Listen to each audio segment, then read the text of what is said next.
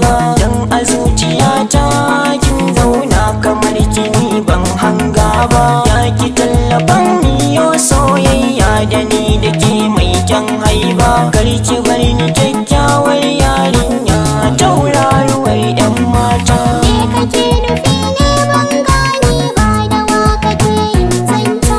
A duk inda zaki zan bi ki tauraruwar 'yan mata.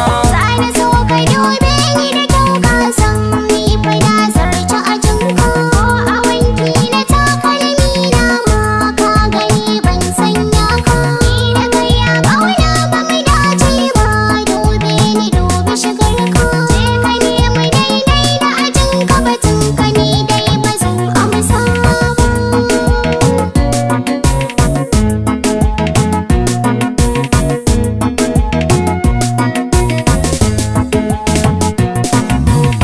Saka idona ta zubar kwalla da jin kalami mara daɗi. Bani so a cikin fartan kalmar da za ta sa in shiga ruɗi. So ki bar ruwa in sha mai sanyi masoyiya dan na ji daɗi. So ki bani kauna ni zan baki taho ki ɗebe mun kewa. Me kake nufi ne ban gane ba, da wa kake yin zanta?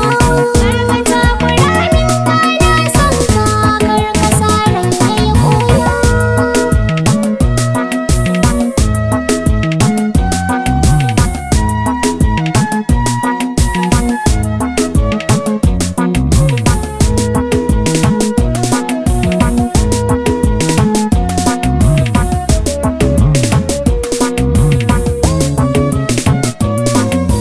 Na gano abar so a can nesa garin masoyi ba nisa. Duk inda zaki zan bi ki tauraruwar 'yan mata.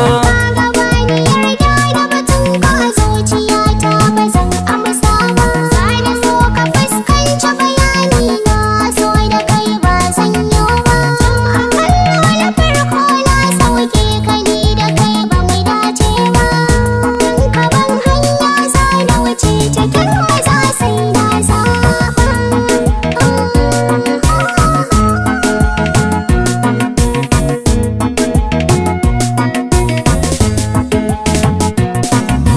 Kin zamo min madubin dubawa, sarauniya ke na yi duba. Dan kamalar ki ga iya yin taku gare ki ni shi na yi duba. Dakata da zancen ba daɗin ji, hankali bai ɗauka ba. Na wuce a jinka domin sako na, ka gani sai wata rana. Na gano abar so a can nesa garin masoyi ba nisa.